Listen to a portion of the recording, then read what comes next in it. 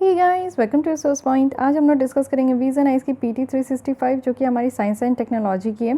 तो देखिए यहाँ पे जो PT365 हम लोग इस बार 2021 प्रीलिम्स के लिए जो हम लोग डिस्कस करेंगे, इसमें मई 2020 से लेकर जनवरी 2021 की जो भी इंपॉर्टेंट टॉपिक्स है रिगार्डिंग आपके साइंस एंड टेक की, वो सारे टॉपिक्स को हम लोग इकट्ठे सिर्फ प्रीलिम्स पॉइंट ऑफ व्यू से हम लोग यहाँ पे रिविजन करने वाले हैं। ओके, तो चलिए सबसे पहले स्टार्ट करेंगे और सबसे इंपॉर्टेंट टॉपिक जो कि हमारा होता है बायोटेक्नोलॉजी में। तो बायोटेक्नोलॉजी में जितनी भी टॉपिक इंपॉर्टेंट है, जैसे आप देख सकते हो कि डीएनए टेक्नोलॉजी बिल आया है। ये एक तरीके का बिल है, अभी कानून नहीं इसमें बना है, तो फिर भी हम लोग इसको देखेंगे कि क्या क्या बातें रखी जा रही है कि डीएनए टेक्नोलॉजी जिसमें हम लोग कैसे डीएनए को यूज़ करेंगे और क्या इसका एप्लीकेशन होगा। सेकेंड, हम लोग mRNA वैक्सीन के बारे में समझेंगे, क्योंकि जो हमारा कोविड-19 है वो आपको आरएनए वायरस आपको देखने को मिलेगा। तो इसके लिए हमारे यहाँ जो मैसेंजर आरएनए वैक्सीन बन रहा है उसके बारे में समझेंगे। जीएम क्रॉप जो कि हमेशा से हाईलाइटेड न्यूज़ रहती है, ये टॉपिक है, तो इसके बारे में समझेंगे। चलिए स्टार्ट करते हैं, देखते हैं कितनी टॉपिक आज हम लोग यहाँ पे कवर अप कर सकते हैं। सो स्टार्ट करते हैं फर्स्ट आर्टिकल के साथ, जो कि है DNA technology use and application regulation bill 2019। Actually parliamentary standing committee जो कि साइंस एंड टेक्नोलॉजी के ऊपर है, उनके द्वारा कुछ कंसर्न यहाँ पे एक्सप्रेस किया गया है। कुछ प्रोविज़न जो कि इस बिल में कुछ ऐसे प्रोविज़न दिए गए हैं जिनमें उन्होंने अपनी चिंता व्यतीत की है, कुछ कंसर्न यहाँ पे लेकर आए। तो इस ठीक है, उनको जो भी प्रॉब्लम है वो हम लोग बाद में देखेंगे। हम लोग को ये समझना है कि डीएनए और आरएनए होता क्या है।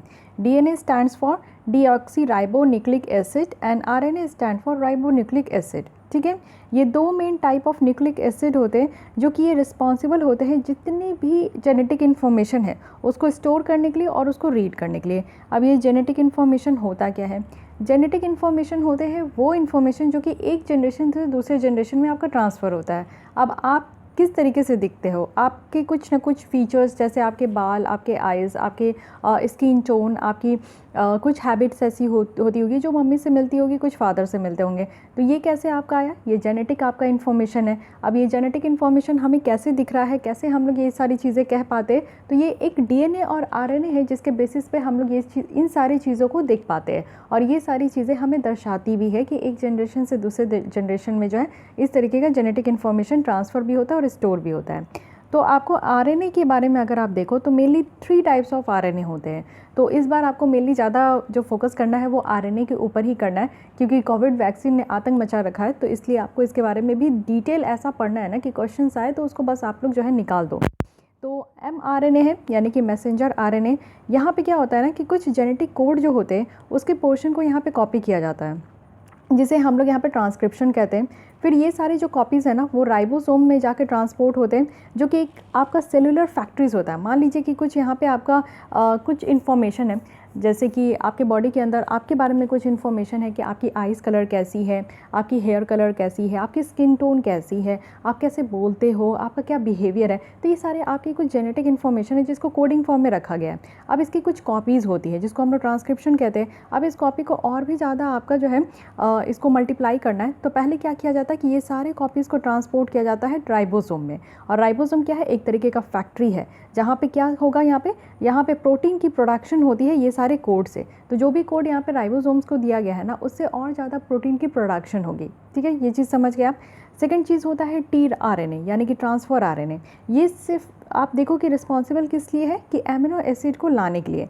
बेसिक जो प्रोटीन बिल्डिंग ब्लॉक होते हैं ना, जैसे कि आप देखो कि ये सारे प्रोटीन फैक्ट्रीज होते हैं, ये रिस्पॉन्स करते हैं हमारे इंस्ट्रक्शन को। जो भी यहाँ पे mRNA के द्वारा यहाँ पे बताया गया है ना, mRNA के द्वारा यहाँ पे आपका जो भी इंस्ट्रक्शन दिया गया है उसको ये रिस्पॉन्स करते हैं tRNA। और ये प्रोटीन बिल्डिंग जो प्रोसेस होता है इसी को हम लोग ट्रांसलेशन कहते हैं, यानी कि एक जगह से दूसरी जगह जो ये प्रोटीन आपका जब फॉर्म होता है और ये आपका ट्रांसपोर्ट होता है तो इसको हम लोग यहाँ पे ट्रांसलेशन कहते हैं। थर्ड क्या होता है? rRNA। इट मीन्स कि राइबोसोमल आरएनए। यहाँ पे आप देखो कि राइबोसोम्स जो फैक्ट्री है ना, बड़ी सी फैक्ट्री है जहाँ पे आपका ट्रांसक्रिप्शन के थ्रू जो है यहाँ पे कॉपीज़ जो है वो ट्रांसपोर्ट किया जाता है राइबोसोम में। तो ये जो राइबोसोम फैक्ट्री है ये अपने आप में ही आप देखो कि इसका एक कंपोनेंट है जिसमें कि आपका प्रोटीन जो है ना वो यहाँ पे अकर नहीं होता है, अपने आप ही यहाँ पे प्रोटीन नहीं होता है। प्रोटीन आपका कहाँ होता है? तो प्रोटीन का प्रोडक्शन जो है इस तरीके के कोड से होता है, जो भी यहाँ पे कोड आपका भेजा गया है राइबोसोम में। तो यहाँ पे अपने आप ही जो है प्रोटीन का प्रोडक्शन नहीं होता है, लेकिन ये राइबोसोमल आरएनए है। अब ये तीनों टाइप के जो आरएनए है, आई थिंक कि आपका यहाँ पे कन्फ्यूजन क्लियर हो गया होगा। मैसेंजर आरएनए का काम क्या है कि यहाँ पे मैसेज देना, यानी कि इन्फॉर्मेशन देना जितने भी जेनेटिक कोड है। ट्रांसफ़र आरएनए का क्या काम है कि यहाँ पे ट्रांसफ़र करना, जो भी आपका एमिनो एसिड फॉर्म हुआ है, प्रोटीन फॉर्म हुआ है, उसको ट्रांसफ़र करना। और राइबोसोमल आरएनए का क्या काम है कि यहाँ पे एक राइबोसोमल फैक्ट्री है, इसके बिना जो है हमारा प्रोटीन का प्रोडक्शन नहीं होता। तो प्रोटीन के प्रोडक्शन के लिए ये जो राइबोसोमल फैक्ट्री है ये काफ़ी ज़्यादा इंपॉर्टेंट है। तो ये 3 तरीके के आरएनए हैं। तो अब यहाँ पे हम लोग थोड़ा सा स्ट्रक्चर भी देख लेते हैं आरएनए और डीएनए में कि इसके स्ट्रक्चर में क्या डिफरेंस है। आरएनए में अगर आप देखोगे तो ये सिंगल स्ट्रैंड पाए जाते हैं इस तरीके से। वहीं अगर डीएनए में आप देखोगे तो डबल स्ट्रैंड होते हैं इस तरीके से, ठीक है। इसको डबल हेलिक्स स्ट्रक्चर भी कहते हैं। बेसिस कुछ होते हैं, जैसे आरएनए में आप देखो तो यहाँ पे आपका साइटोसिन होता है सी, ग्यूनिन होता है जी, एडेनिन होता है ए एंड यूरेसिल होता है यू। वहीं अगर आप डीएनए में देखोगे तो साइटोसिन होता है सी, ग्यूनिन होता है जी, एडेनिन होता है ए एंड थाइमिन होता है टी। तो कॉमन डिफरेंस आपको देखने को मिल गया कि ये तीनों तो सेम है यहाँ पे बेस, लेकिन एक ही डिफरेंस है, एक तो यूरेसिल आपको आरएनए में देखने को मिलेगा एंड थाइमिन आपको डीएनए में देखने को मिलेगा, ठीक है। तो ये चीज़ की डिफरेंस है, इसको याद रखिएगा। एंड द मोस्ट कॉमन कि यहाँ पे जो बेस होते हैं वो पेयर में होते हैं। साइटोसिन एंड ग्यूनिन पेयर होता है, एडेनिन एंड यूरेसिल पेयर होता है। सेम आपको डीएनए में देखने को मिलेगा, साइटोसिन एंड ग्यूनिन यहाँ पे पेयर होता है एंड एडेनिन एंड थाइमिन यहाँ पे पेयर होता है। तो ये एक कॉमन स्ट्रक्चर है, कहीं से भी आपको अगर कुछ भी पूछा जाए तो ये आपको पता होना चाहिए। अब आते हैं यहाँ पे बेसिक चीज़ें जो कि डिफरेंस देखेंगे कि आरएनए और डीएनए में क्या बेसिक डिफरेंस है। आरएनए का फंक्शन क्या है, आरएनए क्या करता है ना कि जो भी जेनेटिक इन्फॉर्मेशन है वो डीएनए में जितनी भी जेनेटिक इन्फॉर्मेशन कंटेन है उसको कन्वर्ट करता है, जिससे कि एक फॉर्मेट आप यूज़ किया जाता है प्रोटीन को बिल्डअप करने के लिए, और फिर यहाँ पे जो राइबोसोमल प्रोटीन फैक्ट्री है उसमें इसको सेंड कर दिया जाता है। डीएनए का क्या काम होता है, डीएनए में आप देखो कि जितनी भी जेनेटिक इन्फॉर्मेशन है वो बस स्टोर करके रखता है, और फिर टाइम अगर लगे या टाइम हो तो उसमें आपका जो है ना ज़रूरत पड़े तो रेप्लिकेट भी करता है, बट मेनली यहाँ पे स्टोरेज होता है जेनेटिक इन्फॉर्मेशन का। आप देखो आप अपने पेरेंट्स से ज़रूर सिमिलर दिखते हो, या तो मम्मी जैसे या तो पापा जी से, या फिर कुछ ना कुछ तो आपके दोनों से ज़रूर मिलते होंगे। ये कैसे पता चलता है कि आप इन्हीं दोनों इंसान के बच्चे हो, ये डीएनए से पता चलता है। और ये जो आपको सिमिलैरिटी देखने को मिलती है ये आपके डीएनए से ही ट्रांसफ़र होता है। जो पेरेंट्स की डीएनए होती है वो यहाँ पे जेनेटिक इन्फॉर्मेशन ट्रांसफ़र हो जाती है उनके बच्चों में भी, ठीक है। तो ये आपका जेनेटिक इन्फॉर्मेशन कहाँ होता है, तो डीएनए में होता है। अब इसको यहाँ पे ट्रांसफॉर्म किया जाता है, आपका कन्वर्ट किया जाता है प्रोटीन बिल्डअप के लिए, तो वो कौन करता है, वो आरएनए करता है, ठीक है। ये हेरिडेटरी मटेरियल है जो कि ह्यूमन बींग में भी होता है, और ऑलमोस्ट जितने भी लिविंग ऑर्गेनिज्म प्रेजेंट होते हैं ना उन सब में आपको डीएनए देखने को मिलेगा। आरएनए की बात करूँ तो सिर्फ एक ही स्ट्रैंड होते हैं, वहीं डीएनए की बात करूँ तो डबल स्ट्रैंड होते हैं, जिसे डबल हेलिक्स स्ट्रक्चर भी कहा जाता है। फाइन। आरएनए की बात करूँ तो इसमें राइबोस सुगर मॉलिक्यूल्स होते हैं, और यहाँ पे आप शुगर की बात करो जो आरएनए में होता है, डीएनए में होता है, वो डीऑक्सी राइबोस होता है। डीऑक्सी राइबो कहने का मतलब है कि वन लेस हाइड्रोक्सिल ग्रुप होता है अगर आरएनए राइबोस के कंपैरिजन में देखें, ठीक है। तो ये चीज़ें समझ में आ गई आपको। आरएनए में अगर आप देखोगे तो यहाँ पे 4 बेसिस है, यूरेसिल आपका डिफरेंट है, और यूरेसिल की जगह डीएनए में क्या होते हैं, थाइमिन होते हैं। आरएनए जो है वो न्यूक्लियस में फॉर्म करता है, और डीएनए कहाँ पाया जाता है, तो न्यूक्लियस में पाया जाता है। अब ये कौन सी बात हो गई, तो इस बात को समझने के लिए आपको चलिए एक डायग्राम के थ्रू समझाती हूँ। इस पिक्चर को ध्यान से देखिए। सबसे पहले देखिए न्यूक्लियोप्लाज्म है, फर्स्ट ये न्यूक्लियोप्लाज्म है जो कि आपका पिंक कलर वाला। सेकंड जो है ये आपका येलो कलर वाली, ये है न्यूक्लियस। तो न्यूक्लियस में क्या होता है, आरएनए। तो आरएनए कहाँ बैठे हैं, तो यहाँ पे। वहीं अगर न्यूक्लियस की बात करूँ तो ये आपका जो है न्यूक्लियर पोर होता है। ये जो आपको ब्लैक कलर का देखने को मिल रहा है ये न्यूक्लियर पोर है, और ये पर्पल जो है ये न्यूक्लियस है। तो इसमें आपको देखने को मिलेगा क्या होता है, डीएनए। एंड यहाँ पे थर्ड क्या है, ये न्यूक्लियर इन्वेलप है, ठीक है। तो आप समझ गए कि डीएनए बाहर के साइड में होता है, ये न्यूक्लियस है। न्यूक्लियस के अंदर ये होता है न्यूक्लियस, तो न्यूक्लियस में आपको देखने को मिलेगा आरएनए। तो डीएनए बाहर है जेनेटिक इन्फॉर्मेशन, और इसी को ट्रांसफॉर्म करना, कन्वर्ट करना का काम क्या है, आरएनए है, जो कि डीएनए के अंदर आपका एक स्ट्रक्चर में पाया जाता है। फाइन। अब यहाँ पे देखिए कि अल्ट्रा वायलेट रेज अगर यहाँ पे आती है, जो कि लाइट हमारे सनलाइट से आती है, तो ये कुछ ऐसे रेज होते हैं जो कि काफ़ी हार्मफुल होते हैं। तो इससे सबसे ज़्यादा डैमेज किसको होता है, आरएनए को कि डीएनए को। इससे सबसे ज़्यादा डैमेज जो है वो डीएनए को होता है। आरएनए थोड़ा रेसिस्ट कर लेता है, खुद को बचाने का कोशिश करता है, बट डीएनए नहीं बच पाता है। अब ये आप ऐसे भी समझ सकते हो कि आरएनए बेचारा अंदर बैठा हुआ है, इसकी स्ट्रक्चर आपको न्यूक्लियस में देखने को मिलता है, इसके बाहर डीएनए है। तो इस तरीके से भी याद रखिएगा कि ये स्ट्रक्चर है। अब अल्ट्रा वायलेट रेज इस तरीके से पड़ेगा तो सबसे पहले किसको ये हर्ट करेगा, तो डीएनए को हर्ट करेगा।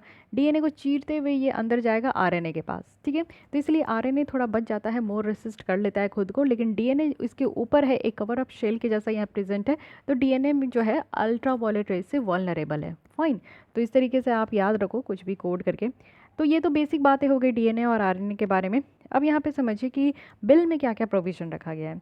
बिल में रखा गया है कि डीएनए टेक्नोलॉजी को इस्तेमाल कैसे करना है और रेगुलेशन कैसे है इसके लिए। तो सबसे पहले जो है कुछ सर्टेन पर्सन की आइडेंटिटी के लिए इसको इस्टेब्लिश करने के लिए हम लोग जो है डीएनए को रखेंगे, जिसमें कि आप देखो कि कोई अपराधी है, कोई विक्टिम है, कोई सस्पेक्ट है, कोई अंडर ट्रायल है, तो इन लोगों को पहचान करने के लिए, इन लोगों को जो है पकड़ने के लिए डीएनए का बहुत बड़ा उपयोग होता है। और जैसे आप देखते हो कि फॉरेन कंट्रीज़ में इसका इस्तेमाल भी किया जाता है, तो वही चीज़ें हम अपने कंट्री में भी इम्प्लीमेंट करने का कोशिश कर रहे हैं। डीएनए टेस्टिंग अलाउ किया गया है सिर्फ किस रिस्पेक्ट में, तो उस रिस्पेक्ट में जो भी यहाँ पे स्केड्यूल में लिस्टेड है। इट मीन्स कि अगर कोई इंडियन पीनल कोड 1860 के तहत अगर कोई अपराधी है, उनको सज़ा सुनाई गई है, उनके ऊपर कोई धारा लगा है, तो उनकी डीएनए लिया जा सकता है। कोई सिविल मैटर है जैसे कि पैटर्निटी सूट हो गया, या फिर कोई इंडिविजुअल आइडेंटिटी की इस्टेब्लिशमेंट करनी है, तो उस बेसिस पे जो है डीएनए कलेक्ट किया जा सकता है। तो डीएनए टेस्टिंग कहाँ कहाँ अलाउ किया गया है ये आप लोग समझ गए। थर्ड है कि यहाँ पे जो कलेक्शन है डीएनए का, उसकी कंसेंट के लिए यहाँ पे ज़रूरी है। यानी कि डीएनए को कलेक्ट करना जो है, कोई भी उठ के यहाँ पे डीएनए कलेक्ट करने के लिए स्टार्ट नहीं हो जाएगा। सबसे पहले एक जो बेसिक अथॉरिटी है उनसे कंसेंट लेना ज़रूरी है, तभी कोई भी यहाँ पे डीएनए कलेक्शंस के लिए काम कर सकते हैं। फाइन। उसके बाद एक नेशनल डीएनए डेटा बैंक भी बनेगा। ये सेम होगा जैसे ब्लड बैंक है, आप लोग जाकर अपना ब्लड डोनेट करते हो, ये वैसे ही होगा जहाँ पे आप अपना डीएनए भी दे सकते हो। तो ये इस्टेब्लिशमेंट किया जाएगा। रीजनल डीएनए डेटा बैंक भी होगा और डीएनए रेगुलेटरी बोर्ड भी होंगे। तो ये डिफरेंट आपका बोर्ड भी बनाया जाएगा, जिससे कि जो डीएनए का यहाँ पे काम धाम और इसका इस्तेमाल है वो बिल्कुल सही तरीके से हो, कहीं भी मिसयूज़ ना हो और कहीं से भी इसकी जो है धोखाधड़ी वाला केस ना हो, इसलिए इसको बेटर तरीके से रेगुलेट भी किया जाएगा। तो ये सारे कुछ प्रोविज़न है जो कि बिल में है। अब यहाँ पे देखते हैं कि डीएनए टेक्नोलॉजी अगर हम लोग करते हैं, इस तरीके की कानून अगर हम लोग अपने इंडिया में इम्प्लीमेंट करते हैं, तो इससे क्या फ़ायदा होगा। फ़ायदा होगा तभी तो लाया जा रहा है, लेकिन क्या फ़ायदा होगा ये आप समझिए। सबसे पहली फ़ायदा जो होगी हमारे यहाँ जस्टिस डिलीवरी करने में। हमारे यहाँ जो जस्टिस डिलीवरी करने में आप देखते हो कि 7, 10, 20, 30 साल भी लग जाते हैं, ठीक है।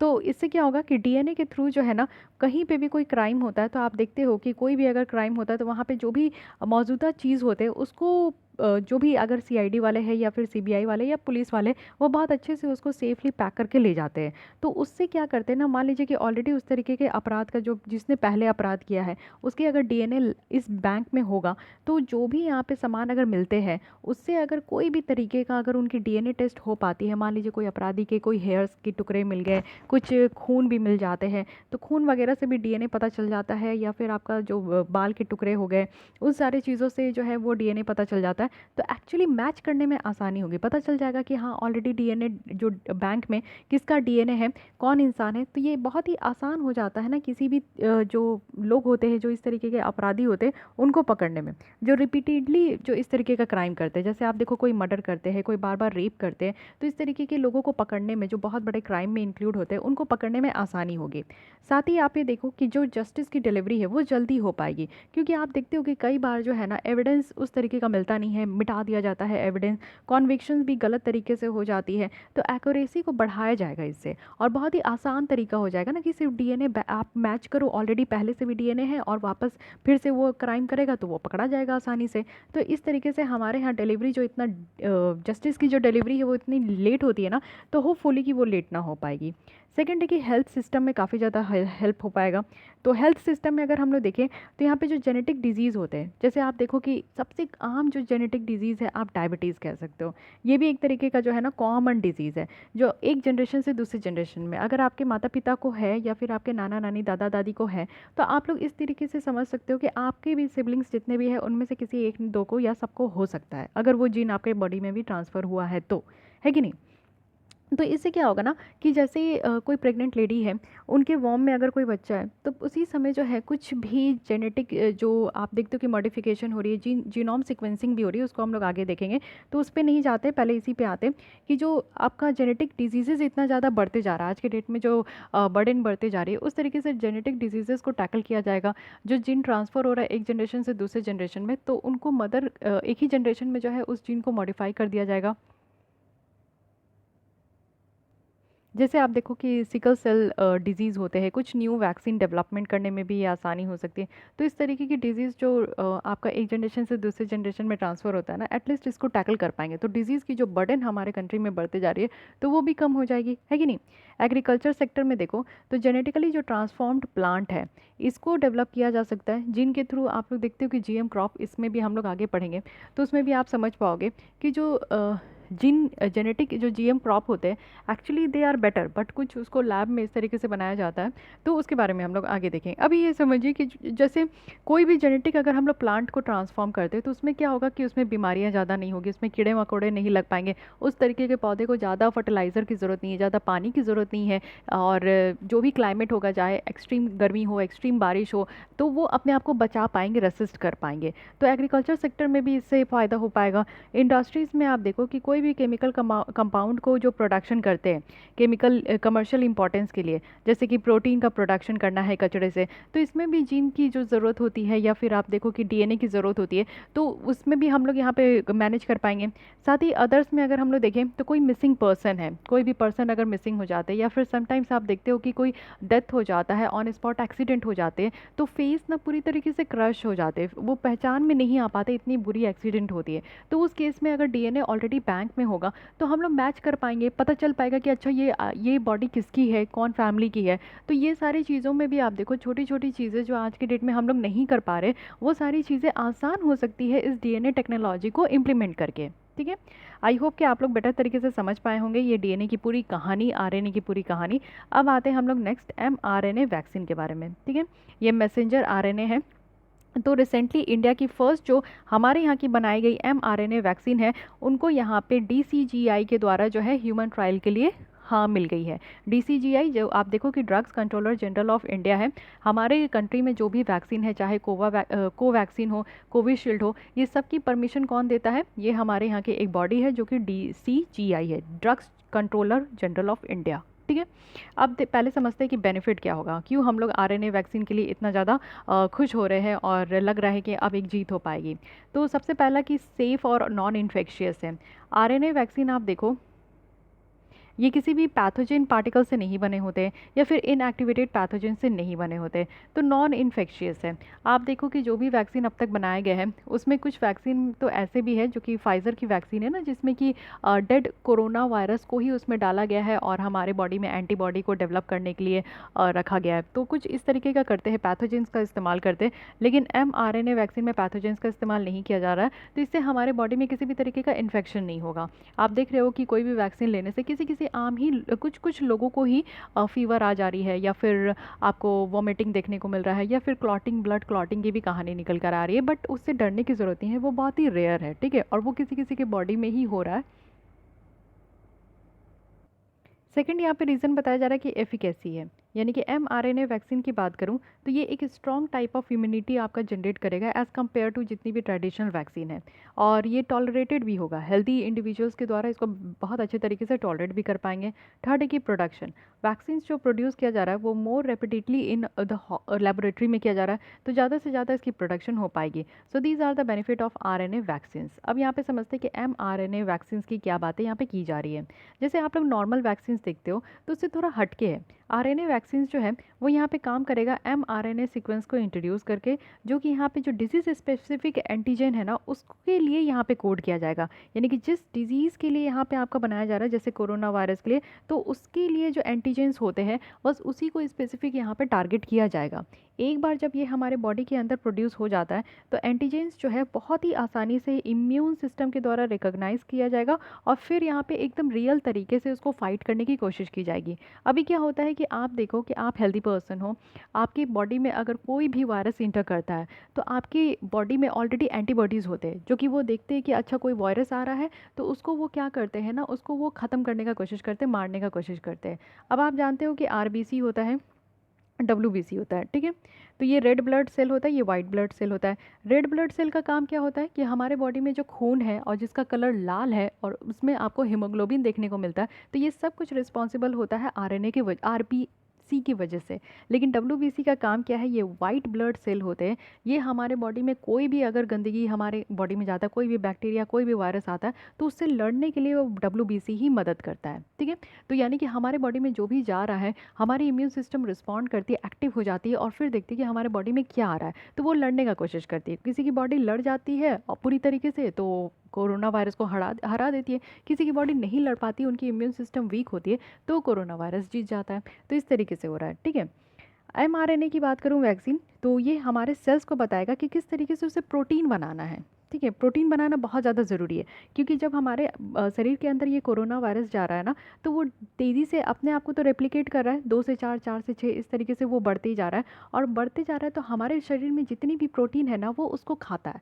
तो प्रोटीन को खाते खाते हमें वीक कर देता है। तो इसलिए ये जो हमारा वैक्सीन हमारे बॉडी में जब जाएगा ना, तो ये हमारे सेल को बताएगा कि किस तरीके से प्रोटीन और बनाना है। जितना ज़्यादा हमारे बॉडी में प्रोटीन बनते जाएगा, उतना ज़्यादा हमारी इम्यून रिस्पॉन्स जो है वो हमारी बॉडी में रहेगी, जिससे कि हमारे बॉडी को एंटीबॉडीज़ जनरेट करने में हेल्प मिलेगा, और फिर हमारे बॉडी में जो भी वायरस बैक्टीरिया है उससे वो लड़ पाएंगे।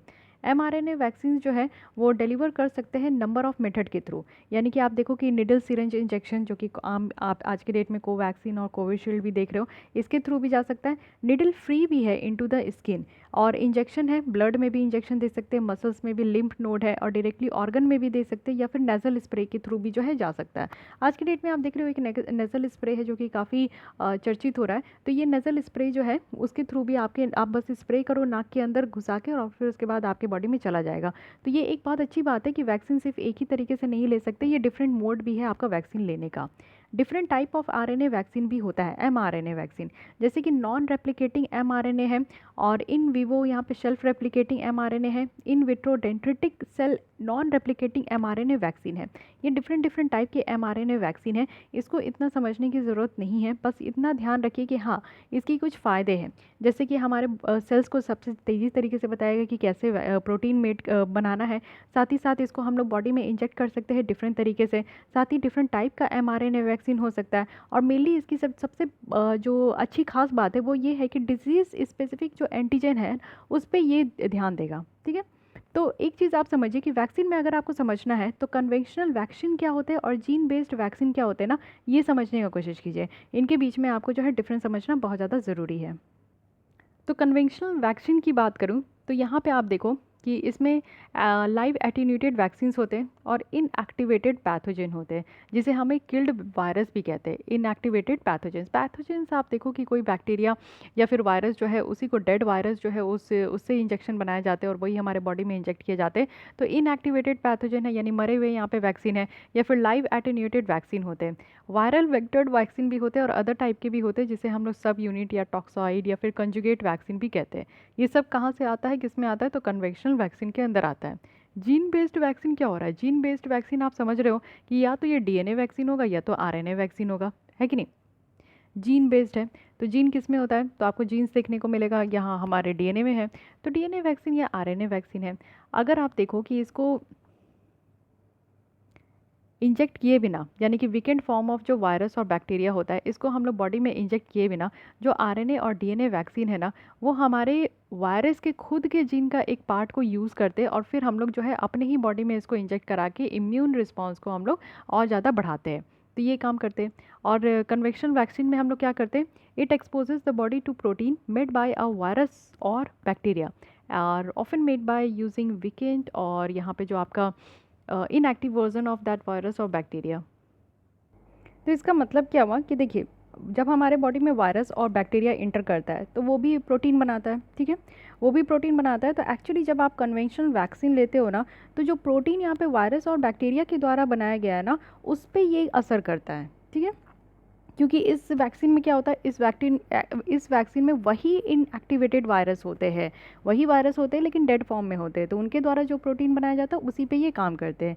लेकिन जीन बेस्ड जो वैक्सीन होते हैं ना, यहाँ पे डीएनए और आरएनए दोनों वैक्सीन जो है वो मैसेज डिलीवर करते हैं सेल को कि इस तरीके का हम लोग को प्रोटीन चाहिए, मतलब कि कैसा वायरस इनकर हुआ है और उस वायरस के थ्रू जो है ना उसको ख़त्म करने के लिए किस तरीके की प्रोटीन की ज़रूरत है। तो ये डीएनए और आरएनए जो वैक्सीन होते हैं ना, वो क्या करते हैं, हमारे सेल को बताते हैं। वो डायरेक्ट कुछ नहीं करते, हमारे सेल को इन्फॉर्मेशन देते हैं कि हाँ ये लो, ये रहे सारे रिक्वायरमेंट्स, इसके बेसिस में आप प्रोटीन बनाओ। ठीक है, और ट्रेडिशनल वैक्सीन में क्या होता है कि यहाँ पे रेफ्रिजरेटर की ज़रूरत होती है इसको रखने के लिए, ट्रेडिशनल वैक्सीन को रखने के लिए। लेकिन आप देखो कि जीन बेस्ड जो वैक्सीन होते हैं ना, इसको आप रूम टेम्परेचर में आसानी से रख सकते हो और ये ज़्यादा स्टेबल होता है अगर कन्वेंशनल वैक्सीन की कंपैरिजन में देखें तो।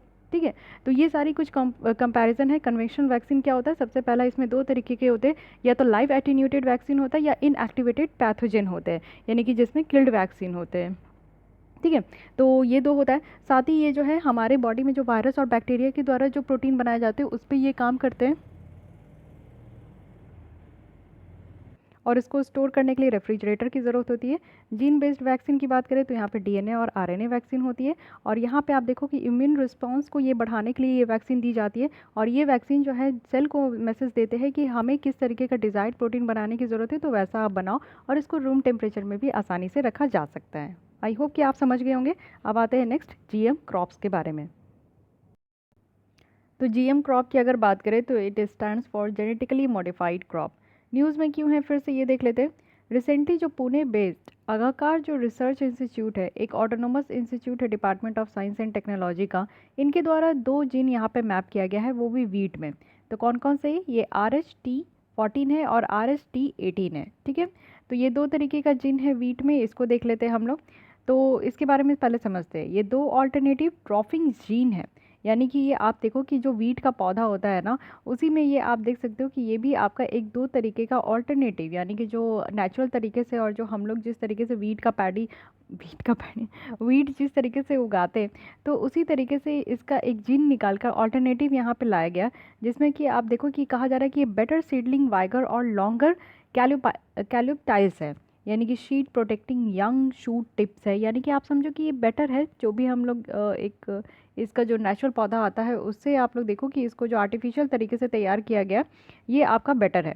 वीट लाइंस जो है इन सारे जीन्स के साथ ये क्रॉप रेसिड्यू को रिड्यूस करेंगे, क्योंकि आप देखो इससे क्या होता है ना कि वीट और पैडी के जो क्रॉप रेसिड्यू बच जाते, उसको बर्न करने से काफ़ी ज़्यादा पोल्यूशन आता है। तो इससे यही होगा कि क्रॉप रेसिड्यू बर्निंग यहाँ पे कम हो पाएगा, और डीपर शोइंग हो पाएगी वीट सीड की, यानी कि और ज़्यादा ज़मीन के अंदर जो है ना, वीट के जो बीज है उसको और भी ज़्यादा बेटर तरीके से उसको डीप, यानी कि अंदर में जाकर जो है और भी ज़्यादा गहराई में उसको शो किया जाएगा, जिससे कि एडवांटेज मिलेगा। जो रेसिडुअल मॉइस्चर होते हैं ना सॉइल में, उससे बहुत ज़्यादा जो है एडवांटेज मिलता है। तो ये काम किया जाएगा इन दोनों तरीके के यहाँ पे जीन के साथ। अब समझते हैं कि एक्चुअली जेनेटिकली मॉडिफाइड क्रॉप होते क्या हैं।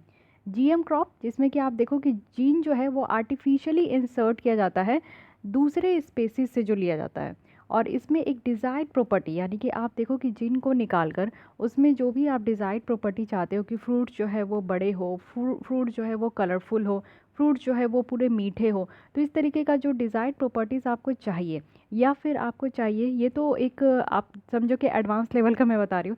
इसके जो मेन लेवल का चाहिए होता है क्या, कि पेस्ट रेसिस्टेंस हो, क्योंकि कई सारे ऐसे पौधे होते हैं जो कीड़े खा जाते हैं, तो कीड़े ना खाए, हर्बिसाइड्स टॉलरेंस हो, ड्रॉट रेसिस्टेंस हो कि ज़्यादा पानी की ज़रूरत ना हो, और क्लाइमेट रेसिस्टेंस भी हो, यानी कि जितने भी एक्सट्रीम वेदर हो उसको ये सह सके। तो ये सारी जो है यहाँ पे आपका प्रॉपर्टीज़ है, जो कि अगर ये सारी चीज़ें चाहते हैं तो ये आपका जो है इसमें किया जाता है। तो ये आर्टिफिशियली इंसर्ट किया जाता है इसमें, जो कि आपके दूसरे स्पीसीज से होता है। तो ये एक तरीके का जीन को मॉडिफाई किया जाता है, तो ये ध्यान रखिएगा, ठीक है। आज के डेट में आप देखिएगा कि सिर्फ जीएम क्रॉप जो है परमिट किया गया है कल्टीवेशन के लिए। तो ये हमारे इंडिया में किसका कल्टिवेट कर सकते हैं, तो बीटी कॉटन है। बट कल्टीवेशन जो है इलीगल तरीके से, देखो गलत तरीके से हमारे इंडिया में ब्रिंजल का भी होता है, बीटी ब्रिंजल, और बीटी सोयाबीन का भी होता है, जिसको रिपोर्ट किया गया है, काफ़ी स्टेट से इसके बारे में पता चला है। वेल एस्टैब्लिश यहाँ पे रेगुलेटरी फ्रेमवर्क किया जा रहा है, जिससे कि जो जीएम क्रॉप को है ना उसको अप्रूवल किया जाएगा एज़ पर द रूल, जो कि यहाँ पे हमारे यहाँ इन्वायरमेंटल प्रोटेक्शन एक्ट 1968 के तहत है।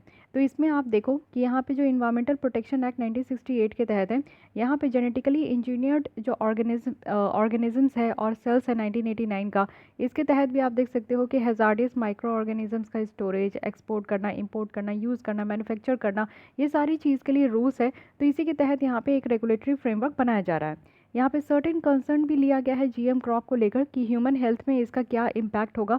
तो आप देखो कि इससे बताया जा रहा है कि जीएम क्रॉप को अगर हम लोग कंज्यूम करते हैं तो इससे एलर्जिक रिएक्शन भी हो सकता है, जीन ट्रांसफ़र, ये सारी चीज़ें हमारी ह्यूमन हेल्थ में हो सकती है। इन्वायरमेंट में क्या हो सकता है कि देखिए, अगर हम लोग इंजीनियर्ड जीन को वाइल्ड पॉपुलेशन में इंट्रोड्यूस कर सकते हैं, इससे लॉस ऑफ बायोडाइवर्सिटी जो है कहीं ना कहीं ये भी देखने को मिल सकता है। तो बहुत सारी यहाँ पे आप देखो कि इसकी पॉजिटिव इम्पैक्ट से ज़्यादा जो है नेगेटिव इम्पैक्ट है, जिसको देखकर जो है हमारे यहाँ इसको परमिट नहीं किया जाता है। हमारे यहाँ कौन सी अपेक्स बॉडी है जो कि अलाउ करती है कि कमर्शियल तरीके से रिलीज़ कर सकते हैं जीएम क्रॉप को, तो ये है GEAC, इट मीन्स की जेनेटिक इंजीनियरिंग अप्रेसल कमेटी। तो इस कमेटी के बारे में भी देख लीजिए। एक्चुअली ये स्टेटमेंट से क्वेश्चन बन चुके हैं यूपीएससी प्रीलिम्स प्रीवियस ईयर में, जो कि आप जानते हो। तो ये काफ़ी इंपॉर्टेंट टॉपिक हो जाता है, और इसके बारे में आपको पता भी होना चाहिए। तो जेनेटिक इंजीनियरिंग अप्रेजल कमेटी की बात करें तो किस मिनिस्ट्री के अंदर है? तो ministry of environment, forest and climate change. ये एपेक्स बॉडी है जो कि यहाँ पे कुछ एक्टिविटीज़ को अप्रूव करती है, जिसमें कि है हैजार्डस माइक्रो ऑर्गेनिजम्स का कैसे यूज़ करना है, रिसर्च कैसे करना है, इंडस्ट्रियल प्रोडक्शन कैसे करना है, इन सारी चीज़ों के बारे में यहाँ पे बताया जाता है। जेनेटिकली इंजीनियरिंग अप्रेजल कमेटी जो है ये रिस्पॉन्सिबल होते हैं कि कैसे यहाँ पे जेनेटिकली जो इंजीनियर्ड ऑर्गेनिजम्स है उसको रिलीज़ करना है, साथ ही ये सारे प्रोडक्ट को जो है इन्वायरमेंट में रिलीज़ करना है, जिसमें कि आप देखो कि एक्सपेरिमेंटल फील्ड ट्रायल भी किया जाता है, यानी कि थोड़े समय के लिए फील्ड ट्रायल किया जाता है कि अगर इस तरीके का जीएम क्रॉप जो अगर हम लोग रिलीज़ करते तो उससे क्या इम्पैक्ट होगा। फाइन, तो ये कमेटी है यहाँ पे होस्ट और रिस्पॉन्सिबल है कि जीएम क्रॉप को हमारे कल्टिवेशन के लिए अलाउ करना। तो इतना समझ में आ गया। आज तक सिर्फ एक ही है, बीटी कॉटन है, जो कि हम लोग यूज़ करते हैं, कल्टिवेशन के लिए अलाउ किया गया हमारे इंडिया में। अब इससे रिलेटेड न्यूज़ भी देख लेते। कहा जा रहा है कि mandatory no genetically modified certificate for food import. It means कि जो भी भोजन हम लोग इम्पोर्ट करते हैं, अनाज वगैरह या जो भी क्रॉप या फूड हम लोग इंपोर्ट करते हैं, तो उसके लिए यहाँ पे एकदम मैंडेटरी है कि हम लोग को यहाँ पे सर्टिफिकेट देना है नो जेनेटिकली मॉडिफाइड, यानी कि जीएम क्रॉप हम लोग इंपोर्ट भी नहीं कराएंगे। तो एज़ पर द जो ऑर्डर यहाँ पे निकल कर आया है FSSAI के द्वारा, जो कि food safety and standard authority of India है, जनवरी 1 2021 से जो इम्पोर्टर्स होंगे 24 आइडेंटिफाइड फूड प्रोडक्ट का, तो उनको यहाँ पे कहा गया है कि मैंडेटरी है कि वो डिक्लेयर करे कि उनका प्रोडक्ट जो है वो जीएम नहीं है और उनका जो है नॉन जीएम ओरिजिन है, यानी कि जेनेटिकली मॉडिफाइड नहीं है, वो यहाँ पे अपना जो है इस चीज़ को प्रूव करे और साथ ही साथ ये नॉन जीएम ओरिजिन है। तो 24 फूड क्रॉप्स क्या क्या है एक बार इसकी नज़र डाल लीजिए, ये कोई नहीं आपसे पूछेगा। तो इसमें आप देख सकते हो कि एप्पल है, एक प्लांट है, maize, wheat, melon, pineapple, papaya, plum, potato, rice, soybean, sugar beet, sugarcane, tomato, sweet pepper, squash और बीन प्लम, चिकौरी, ये सब है। ठीक है, ये 24 फूड आइटम्स है जिसको कि यहाँ पे मैंडेटरी रखा गया है कि हाँ आप बता दीजिए कि ये नो जीएम क्रॉप है। साथ ही जीएम फूड इंपोर्ट जो है उसको अप्रूवल की ज़रूरत होती है। तो दो कानून है हमारे यहाँ पे जहाँ पे अप्रूवल की ज़रूरत होती है। सबसे पहला तो इन्वायरमेंटल प्रोटेक्शन एक्ट है 1986 का, जो कि इन्वायरमेंट में जिस तरीके का इम्पैक्ट होता है, जैसे नेगेटिव इम्पैक्ट देखने को मिला तो उसको रोकने के लिए। और दूसरा है कि food safety and standard act 2006 का है, जिसमें कि ह्यूमन हेल्थ के ऊपर जो इम्पैक्ट पड़ेगा उसको रोकने के लिए। तो ये चीज़ें ध्यान रखनी, काफ़ी इंपॉर्टेंट पॉइंट ये हो चुका है। आप देखो GEAC के अप्रूवल के बाद FSSAI जो है ना वो रिस्क असेसमेंट करते हैं इसको क्लियर करने, मतलब कि इसको जब आपको कंजप्शंस के लिए यहाँ पे अप्रूवल देना होता है ना, तो उससे पहले जो है रिस्क असेसमेंट भी ये यहाँ पे क्लियर करते हैं। और आज के डेट में रिसेंटली आप देखो कि ये जो कमेटी है ये अपनी ग्रीन लाइट दे चुके हैं bio safety research level second के लिए, जो कि फील्ड ट्रायल किया जा रहा है और फॉर इवेंट 142, एक न्यू वेराइटी है बीटी ब्रिंजल का। तो इसके लिए अभी नया जो है यहाँ पे आपका ट्रायल किया जा रहा है, तो इसके लिए इन्होंने ग्रीन लाइट दे दी है। तो ये सारे बेसिक फैक्ट्स एंड फिगर है और साथ ही रिलेटेड न्यूज़ है, तो इसके बारे में भी आप लोग को पता होना चाहिए, काफ़ी इंपॉर्टेंट है। अब इसी से रिलेटेड जीनोम सीक्वेंसिंग है, तो इसको भी समझते हैं। तो यहाँ पे बताया जा रहा है कि जो रिजल्ट है इंडिजेन प्रोग्राम का, तो ये CSIR के द्वारा अभी रिसेंटली पब्लिश किया गया है, यानी कि council of scientific and research industrial research के द्वारा जो इंडिजेन प्रोग्राम हमारे यहाँ लाया गया था उसकी रिजल्ट निकल कर आई है। तो इन सब के ऊपर जाने से पहले हम लोग समझते हैं कि व्हाट इज़ जीनोम सीक्वेंसिंग। इसको समझिए पहले। जीनोम कहने का क्या मतलब होता है? Group of gene is known as genome. ठीक है, ये आप देखो कि organisms complete set of DNA. DNA कहाँ होता है? जीन के अंदर क्या होता है, सॉरी डीएनए के अंदर क्या होता है? जीन होता है। ठीक है, और डीएनए कहाँ पाया जाता है? क्रोमोसोम में पाया जाता है। तो यहाँ पे एक कंप्लीट सेट ऑफ जो डीएनए होता है जिसमें बहुत सारे जीन होते हैं उसे हम लोग जीनोम कहते हैं। इसमें आपका क्रोमोसोम भी हो सकता है जो कि यहाँ पे डीएनए का हाउस है, और जीन भी हो सकता है। या फिर आप ऐसे भी कह सकते हो कि जीनोम कहने का मतलब होता है कि इसमें क्रोमोसोम भी आ गए, डीएनए भी आ गया और जीन भी आ गया। ठीक है, तो इस तरीके से इसको जीनोम कहते हैं। हर एक जीनोम में आप देखो कि सारी इन्फॉर्मेशन यहाँ पे कंटेंट होती है। जो भी किसी ऑर्गेनिजम्स को बनाने के लिए कुछ भी इन्फॉर्मेशन की ज़रूरत चाहिए तो ये सारी जीनोम में होती है। ठीक है, क्योंकि हर एक जीनोम में आपका क्या क्या देखने को मिलेगा? क्रोमोसोम्स देखने को मिलेंगे और साथ ही साथ डीएनए और जीन भी। तो ये जो जीनोम होते हैं ना, इसको हम लोग समझ सकते हैं सिक्वेंसिंग करके। यानी कि जीनोम सिक्वेंसिंग का क्या मतलब हो गया कि हम लोग एग्जैक्ट ऑर्डर देखेंगे कि बेस पेयर क्या है किसी इंडिविजुअल में। अब बेस पेयर क्या होता है? तो डीएनए में आप जानते हो कि एडेनिन, गुआनिन, थाइमिन और साइटोसिन होते हैं। तो ये बेस पेयर को जो है अलग अलग करके यहाँ पे देखा जाएगा कि किस तरीके का जो है एग्जैक्ट ऑर्डर है यहाँ पे किसी इंडिविजुअल के ऊपर। तो जीनोम सीक्वेंसिंग इस प्रोसेस को हम लोग कह रहे हैं। अब यहाँ पे क्या होता है, इसका क्या, इससे क्या हेल्प हो जाएगा? तो इससे हम लोग सबसे पहले अभी जैसे वायरस स्प्रेड हो रहा है ना, तो हम लोग बेटर तरीके से समझ पाएंगे कि कैसे वायरस स्प्रेड हो रहा है या फिर ये वायरस निकला कैसे। जीनोम सीक्वेंसिंग करके ये चीज़ हम लोग पता लगा सकते हैं। सेकंड है कि हम लोग जेनेटिक म्यूटेशन देखेंगे और कैसे ये म्यूटेशन जो है जीन फंक्शंस को इम्पैक्ट करे। जैसे आप वायरस म्यूटेशन भी देखते हो, यानी कि क्या होता है कि वायरस अपनी जो नेचर है उसको चेंज करते रहते हैं। अभी भी आप देखो कि न्यू वेरिएंट मिल रहे हैं वायरस के, तो ये क्या होता है कि वो यहाँ पे चेंज होते रहते हैं। तो कैसे जेनेटिक भी म्यूटेशन होता है उसको देख पाएंगे। साथ ही genomic causes of rare diseases उसको आइडेंटिफाई कर पाएंगे। डिजीज़ के फील्ड में ये बहुत ही ज़्यादा बेहतरीन काम करेगा, क्योंकि आप देखो कि कुछ ऐसे डिजीज़ है ना जो एक जनरेशन से दूसरे जनरेशन में जाते ही जाते हैं, और हमारे कंट्री में जो है आजीवन दवा खाकर ही उसको रखना पड़ता है, उसके लिए कोई क्योर नहीं है। जैसे आप देख लो कि बीपी हो गया, आपका थायराइड हो गया, आपका डायबिटीज़ हो गया, तो ये कॉमन डिजीज़ है जो आपको हर घर में देखने को मिलेगा, और इसकी कोई क्योर भी नहीं की जाती है। ऐसा नहीं है कि कुछ वैक्सीन ले लो तो ठीक हो जाएगा, कुछ मेडिकेशन आप ले लो तो ठीक हो जाएगा, नहीं। ये सिर्फ कंट्रोल रखा जा सकता है। इट मीन्स कि आप जब तक ज़िंदा हो तब तक आपको दवा खाना है। अगर आप एक बार डिटेक्ट हो गए, एक बार डायग्नोज हो गया कि आपको डायबिटीज़ है, तो है कि नहीं। तो ये सारे क्या है ना कि हमारे इंडिया में डिजीज़ बर्डन को बहुत ज़्यादा बढ़ा रहे हैं, और इससे क्या हो रहा है कि हमारी जो एक कैपेबिलिटी होती है किसी पर्टिकुलर ह्यूमन बींग की, वो डाउन हो रही है, कैपेसिटी डाउन हो रही है, हमारे यहाँ की हेल्दी पॉपुलेशन डाउन हो रही है। एक तरीके का आप डिजीज़ पर्सन देख रहे हो, तो बहुत तरीके की प्रॉब्लम होती है किसी एक डिजीज़ से। तो क्यों ना हम लोग टेक्नोलॉजी का इस्तेमाल करें और इस तरीके का जो डिजीज़ है जो कि एक जनरेशन से दूसरे जनरेशन में फ्री में ट्रांसफ़र हो रहा है, तो उसको क्यों ना हम लोग रोकने का एक समाधान निकालें, है कि नहीं। तो इसमें काफ़ी ज़्यादा ये हमारा जो है हेल्प करेगा। साथ ही रिवील किया भी जाएगा यहाँ से कि population level predisposition to disease के कारण कितना जो है इससे पहले ही आपका डिस्पोजिशन हो चुका है पॉपुलेशन लेवल का, तो इसको भी रिवील किया जा सकता है इससे। तो ये बहुत सारे फील्ड में आप देख सकते हो कि हेल्प करेगा, इससे हम लोग को काफ़ी ज़्यादा हेल्प होगा। अब यहाँ पे देखते हैं कि इंडिजिन प्रोग्राम हमारा क्या था। तो इसका एम है कि होल जीनोम सीक्वेंसिंग करना है एटलीस्ट यहाँ पे 1000 इंडियन इंडिविजुअल का। तो 1000 इंडियन इंडिविजुअल का यहाँ पे जीनोम सीक्वेंसिंग करने की बात की जा रही थी।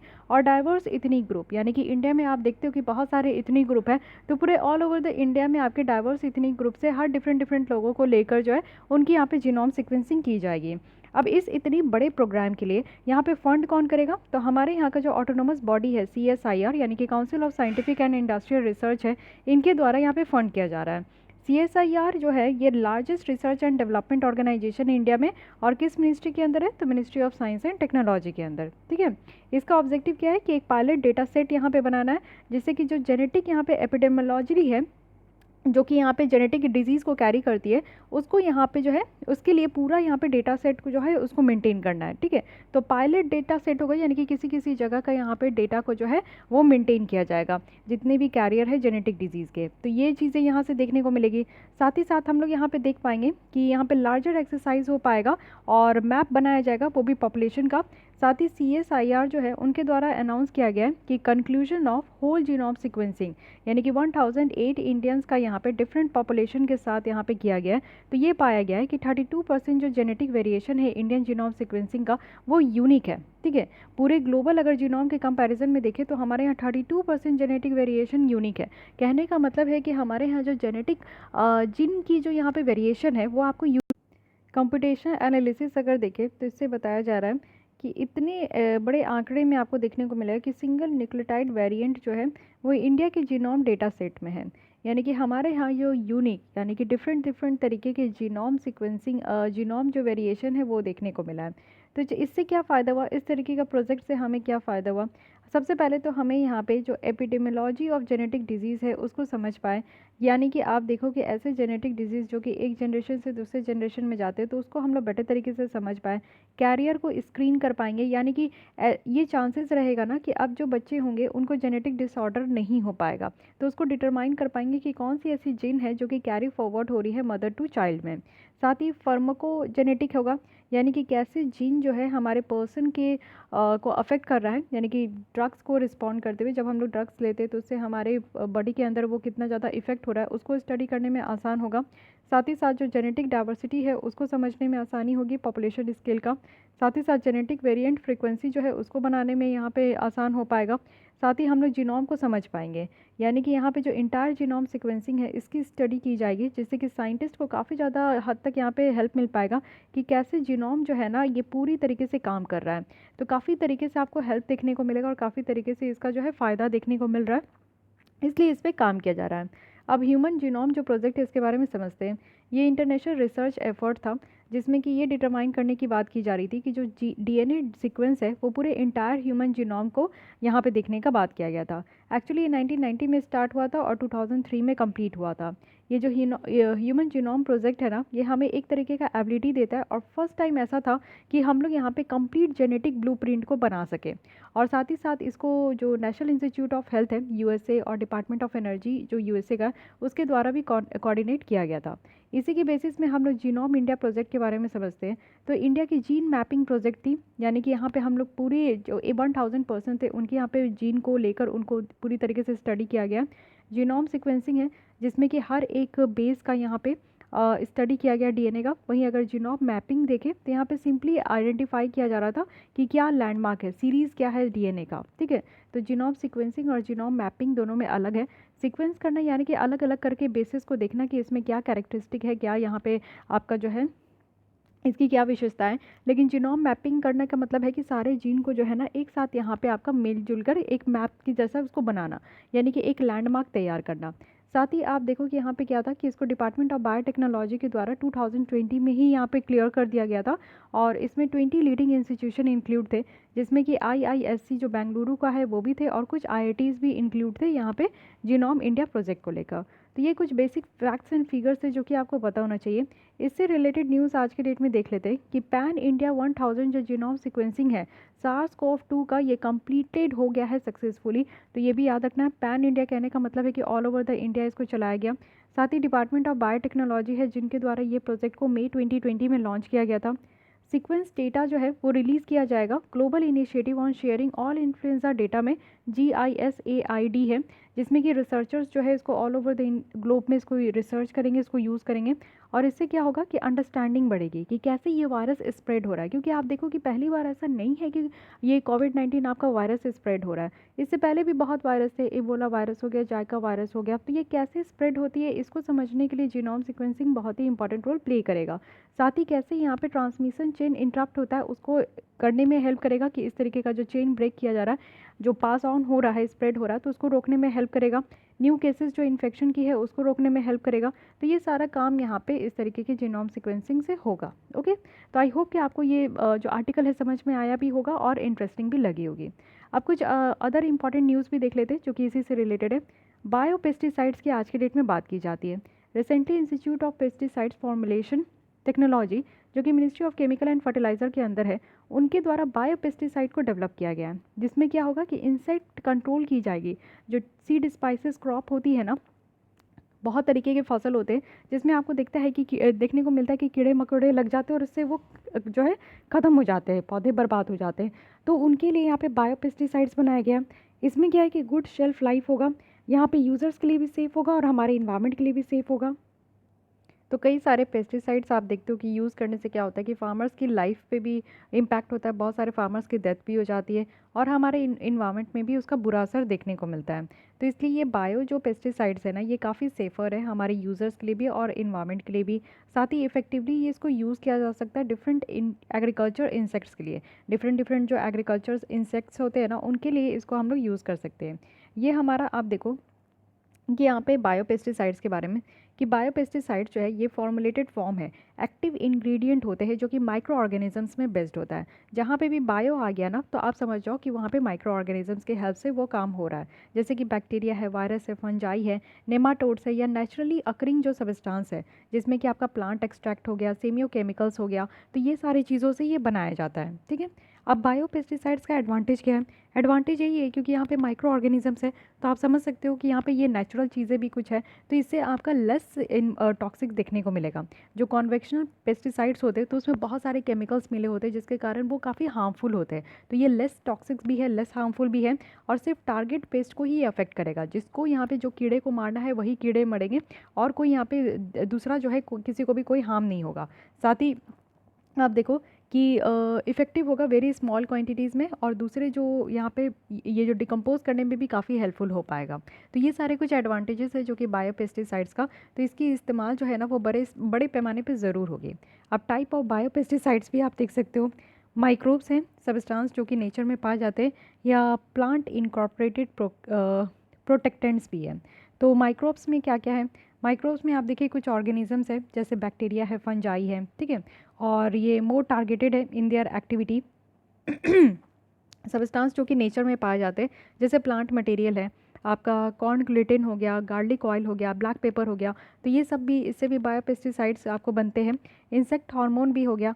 साथ ही यहाँ पे जो tend to control pest without killing them, बिना उनको मारे हुए जो है ना हम लोग यहाँ पे पेस्ट को कंट्रोल कर सकते हैं। तो प्लांट इनकॉर्पोरेटेड प्रोटेक्टेंट अगर हम लोग देखें तो जीन्स और प्रोटीन वगैरह हो गया।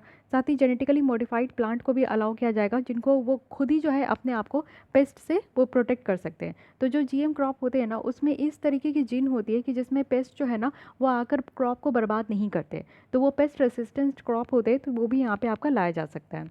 सो these are all about the biopesticides. Coming to the next article जो कि है national biomedical resource indigenously consortium. तो ये रिसेंटली आप देखो कि बनाया गया है डिपार्टमेंट ऑफ बायोटेक्नोलॉजी के द्वारा, और बायोटेक्नोलॉजी की जो डिपार्टमेंट है वो डायरेक्ट किसके अंदर है, तो ministry of science and technology के अंदर, ठीक है। अब यहाँ पे देखिए ये इसको लीड कौन कर रहे हैं, तो centre for cellular and molecular platform है। मेनली इस बॉडी का एम यही है कि nation wide public private partnership के साथ यहाँ पे जो रिसर्च है, प्रोडक्ट रिसोर्सेज है, सर्विस है जो कि डेवलपिंग एजेंट को देना है, डायग्नोस्टिक्स को देनी है, वैक्सीन हो गई, थेराप्यूटिक हो गई कोविड-19 को लेकर, तो ये सारी काम यहाँ पे किया जाएगा, वो भी पब्लिक प्राइवेट पार्टनरशिप के बेसिस पे, ठीक है। ये मेक इन इंडिया इनिशिएटिव है, बहुत इंपॉर्टेंट, इसको याद रखिएगा। National biomedical resource indigenous consortium, ये मेक इन इंडिया का इनिशिएटिव है बायोमेडिकल रिसर्च के लिए और इनोवेटिव प्रोडक्ट के लिए, जिससे कि जो हम लोग इंपोर्ट सब्स्टिट्यूशन और जो एक्सपोर्ट है उसको प्रमोट कर पाएंगे। इंपोर्ट सब्स्टिट्यूशन कहने का मतलब होता है कि हमारे कंट्री में जो मैन्युफैक्चरिंग है, मैन्युफैक्चरिंग सेक्टर्स को बूस्ट करना है, हमारे यहाँ के डोमेस्टिक जो मैन्युफैक्चरिंग सेक्टर है उसको बूस्ट करना है, और बाहर की कंट्रीज से जो हम लोग सामान मंगाते हैं उसको कम करना है, और हमारे यहाँ का जो सामान है उसको बेटर तरीके से हम लोग एक्सपोर्ट भी करें। तो ये काम करना है मेक इन इंडिया का। अभी ये आप देखो कि बड़े पैमाने पर ये इनिशिएटिव चल रहा है। अब इस बॉडी को जो बनाया गया है, इस बॉडी का मेन ऑब्जेक्टिव यही है कि यहाँ पे सबसे पहले जो बायोमेडिकल रिसोर्सेज के यहाँ पे जो प्रोवाइडर है, मैन्युफैक्चरर है, उसको यहाँ पे आइडेंटिफाई करना है। फिर उनकी आज की डेट में क्या कैपेबिलिटीज़ है, कैपेसिटी है, और किस तरीके से उनकी रिक्वायरमेंट है, ये सारी चीज़ों को बेटर तरीके से देखना है।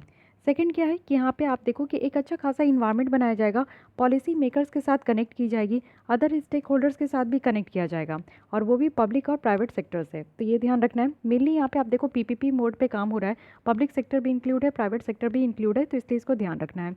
बाई गेटवे फॉर फंडिंग अगर हम लोग देखें, be the gateway of funding है, तो यहाँ पे डिपार्टमेंट ऑफ बायोटेक्नोलॉजी के द्वारा यहाँ पे फंडिंग का रखा गया है रास्ता, और साथ ही साथ biotechnology industry research assistance council है जो कि department of science and technology, ये सब मिलकर यहाँ पे काम करे। फंडेड किसके द्वारा किया जा रहा है ये याद रखना है, बिरैक है, और यहाँ पे साइंस एंड टेक्नोलॉजी का डिपार्टमेंट है।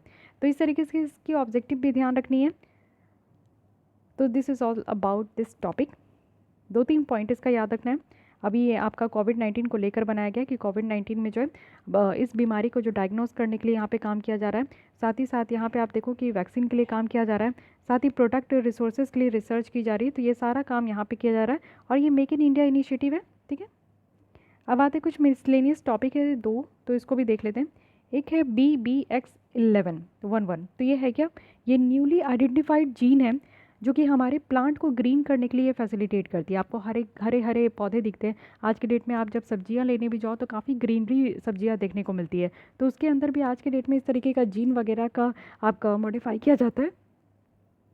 ओके, तो यहाँ पे प्लांट को ग्रीन करने के लिए एक नया जीन यहाँ पे आइडेंटिफाई किया गया है जिसका नाम है BBX11। तो ये आपको टॉपिक भी याद आ रहा होगा अगर आप लोग हमारे साथ विजन आइज के टेस्ट सीरीज सॉल्व करते हो। तो अभी लास्ट हम लोग जो है साइंस एंड टेक के ऊपर जो जितने भी क्वेश्चन सॉल्व किए थे उसमें से एक क्वेश्चन यही थी, ठीक है। तो अभी आप लोग यहाँ पे देख पा रहे होंगे। तो अब आपकी जो ये मेमोरी जो आपका स्टोर हो जाती है चीज़ें इस तरीके से, जब आप कोई टॉपिक पढ़ते हो और उससे रिलेटेड क्वेश्चन सॉल्व कर लेते हो तो फिर वो टॉपिक से रिलेटेड जो आपकी डाउट होती है वो क्लियर हो जाती है। फाइन, तो इस तरीके से यूपीएससी में भी पूछा जाएगा तो आप डायरेक्ट आंसर कर सकते हो। तो अगर आप लोग को विजन आइज की टेस्ट सीरीज ज्वाइन करनी है तो उसके लिए आपको जो ईमेल आईडी में मेल करना है वो ईमेल आईडी आपको डिस्क्रिप्शन बॉक्स में मिल जाएगी, वहाँ पर जाकर आप लोग मेल करके ज्वाइन कर सकते हो। चलिए आइए नेक्स्ट यहाँ पे है centre for biopharma analysis at Pune. तो ये आपका लॉन्च किया गया है डिपार्टमेंट ऑफ बायोटेक्नोलॉजी के द्वारा, जो कि high quality analytical service provide करेंगे बायोफार्मास्यूटिकल डेवलपर्स और मैन्युफैक्चरर्स के लिए। तो ये आप समझ सकते हो कि बेटर तरीके से यहाँ पे इक्विपमेंट है कि जो कि एनालिसिस सर्विस बेटर तरीके से यहाँ पे प्रोवाइड करेंगे। ये इस तरीके से डिज़ाइन ही किया गया है ना कि सारे एकेडमिक्स, मेडिसिन डेवलपर, जितने भी इंडिया में है वो फास्ट ट्रैक तरीके से वैक्सीन को डेवलप कर सके, ड्रग्स को डेवलप कर सके, डायग्नोस्टिक कर सके और बायोफार्मा जो प्रोडक्ट है उन सबको यहाँ पे डेवलप कर सके। तो बहुत ही बेहतरीन तरीके का यहाँ पे एनालिसिस जैसा काम किया जा रहा है, तो ये आप समझ सकते हो। फंडेड कौन कर रहे हैं? तो डिपार्टमेंट ऑफ बायोटेक्नोलॉजी, जो कि नेशनल बायोफार्मा मिशन के अंदर है। नेशनल बायोफार्मा मिशन का क्या एम है? इसका एम है कि इंडिया को एक हब बनाना, यानी कि यहाँ पे जितने भी बायोफार्मास्यूटिकल प्रोडक्ट्स की जो एफोर्डेबल हो और इसका डेवलपमेंट करे, इसकी डिज़ाइन हो, तो इसका एक इंडिया को हब बनाना है। साथ ही आप लोग जानते हो कि जेनरिक मेडिसिन के लिए तो हम लोग हब है ही, साथ ही बायोफार्मास्यूटिकल प्रोडक्ट्स के लिए भी हम लोग को एक हब बनाना है, जिसके लिए एक आपका मिशन लाया गया था, नेशनल बायोफार्मा मिशन। ठीक है, यहाँ पे फंड कौन कर रहा है? तो हमारे यहाँ के जो सरकार है वो और वर्ल्ड बैंक के द्वारा। तो इक्वल मेजर में किया जा रहा है, 50-50% जो है यहाँ पे फंडिंग प्रोवाइड की जा रही है। साथ ही बिरैक है, जो कि डिपार्टमेंट ऑफ बायोटेक्नोलॉजी के अंदर है, वो यहाँ पे इस प्रोग्राम को इम्प्लीमेंट कर रहे हैं। तो देखिए फंडिंग काफ़ी इंपॉर्टेंट होती है, तो इस चीज़ को ध्यान रखा कीजिए कि कौन से मिशन, कौन से प्रोग्राम में कौन यहाँ पे फंडिंग कर रहे हैं, और साथ ही साथ इम्प्लीमेंटिंग एजेंसी कौन है, इसका मेन एम कौन क्या है। तो ये छोटी छोटी बातें होती है जो कि आपको कोई मिशन, कोई योजना, कोई स्कीम के बारे में इतनी बातें याद रखनी होती है। ओके, तो आई होप कि आपको यहाँ पे समझ में आया होगा। और इसी तरीके से हमारा बायोटेक्नोलॉजी का जो सेक्शन है वो कंप्लीट हो गया। नेक्स्ट हम लोग स्टार्ट करेंगे नैनो टेक्नोलॉजी। तो ये छोटी सी मैगजीन है, इसको ज़्यादा टाइम नहीं लगेगा कंप्लीट करने में, और आपका साइड बाय साइड इन्वायरमेंट का और इकॉनमी का चलते रहेगा। ओके, पॉलिटी की कंप्लीट हो गई है, तो पहले हम लोग ये सारी चीज़ें कंप्लीट करते हैं, उसके बाद हम लोग इंटरनेशनल रिलेशन बाद में स्टार्ट करेंगे। पहले हम लोग ये सारी मैगजीन्स को कंप्लीट कर लेते हैं, क्योंकि साइंस एंड टेक जो है आपका कंप्लीटली जो न्यूज़ में रहते हैं और जो करंट अफेयर्स की टॉपिक रहती है उसी से क्वेश्चन बनते हैं, तो इसलिए इसको भी मैं साइड बाय साइड कंप्लीट करते जाऊँगी। ओके, तो आज के लिए बस इतनी। अगर आपको ये लेसन अच्छी लगती है तो लाइक कीजिए। अगर आप लोग हमारे साथ जुड़ना चाहते हो, डेली 4 बजे यहाँ पे PT 365 की लेसन देखना चाहते हो, तो इसके लिए आपको हमारे चैनल को सब्सक्राइब करना होगा, हमारे फैमिली का पार्ट बनना होगा। और फिर भी कोई डाउट, कोई सजेशन है तो आप कमेंट कर सकते हो, एंड मेक श्योर कि आपने हमारे चैनल को सब्सक्राइब कर लिया। Thank you.